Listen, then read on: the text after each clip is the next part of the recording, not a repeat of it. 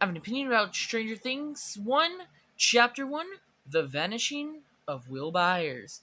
So, we see someone getting chased by a Demogorgon, he doesn't survive, and I'm going to be having a kill count for this series. Dead meat style. Well, not technically. The best of my ability, at least. And then we meet the boys, like our four main boys: Will Byers, Mike Wheeler, Dustin Henderson, and Lucas Sinclair. They're playing D&D, they're getting attacked by the Demogorgon in the game, and then their campaign gets cut short by Karen Wheeler, Mike's mom. And yeah, on their way home, Will sees a figure which people speculate is Vecna, but they want us to think it's a Demogorgon. I don't know what to think. The Vecna thing makes sense, but it looks like a Demogorgon. But they also probably didn't have Vecna planned at this point. At least not fully.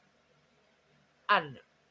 But yeah, he goes missing, and that's it for Will for the rest of the series, except some flashbacks. The next day, we see Jim Hopper going to the police station, and we also see Joyce and Jonathan in their house, where they notice Will is missing.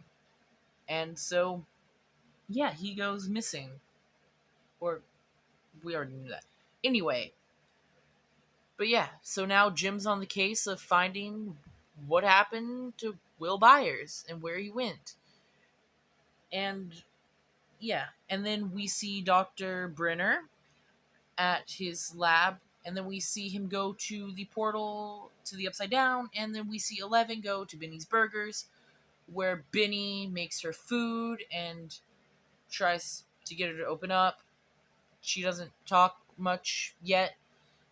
And then later that night, some people who he thinks is child services actually works for Brenner, and they kill him.